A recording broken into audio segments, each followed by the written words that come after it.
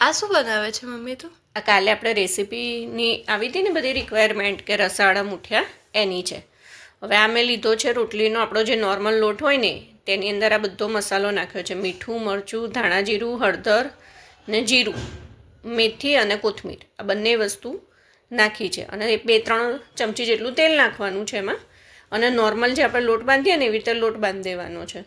અને આ રીતેના શેપના મૂઠિયા બનાવવાના છે. કોઈને આ રીતેના શેપ ન ફાવે ને તો તમે એને નોર્મલ જે આપણે ઊંધિયામાં નાખીએ છીએ અને જે મૂઠિયા બનાવીએ છીએ ને એ રીતે પણ નાના નાના બનાવી શકો.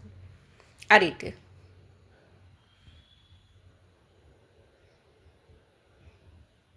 પહેલાં થોડા આવી રીતે બનાવી દેવાના અને પછી એના માટે વઘાર મૂકી દેવાનો. એમાં બી 2-3 ચમચી તેલ લીધું છે. તેલ ગરમ થાય એટલે રાઈ નાખવાની. થોડી વાર રહીને જીરું પણ નાખવાનું જ્યારે રાઈ તતડી જાય એટલે.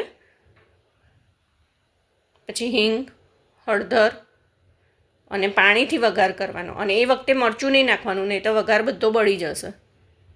1.5 લોટા જેટલું પાણી નાખ્યું છે મેં અંદર. અને પાણીને 10 મિનિટ સુધી થોડું ઉકળવા દેવાનું, 5 થી 10 મિનિટ. અને આ રીતનો એકદમ સોફ્ટ ડોર રાખવાનો. પછી ધીમે ધીમે ડાયરેક્ટ બી મૂકવા હોય તો તમે મૂકી શકો ને મેં બનાવ્યા તો એ રીતે પહેલાં બી મૂકી શકો.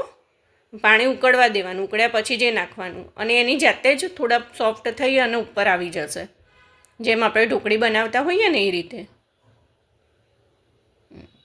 ચડી જાય થોડા 10 મિનિટ જેવું રવા દેવું પડશે. પછી એને બધો મસાલો કરી દેવાનો, મીઠું, મરચું, ધાણા જીરું ને હળદર. બસ એકદમ સિમ્પલ મસાલો છે. હા, આની અંદર તમે મેથી ને જે કોથમીર નાખી એમાં તમે લીલું લસણ પણ નાખી શકો, પણ અમારા ઘરે આ રીતે સિમ્પલ ખાય છે એટલે અમે આ રીતે બનાવ્યા.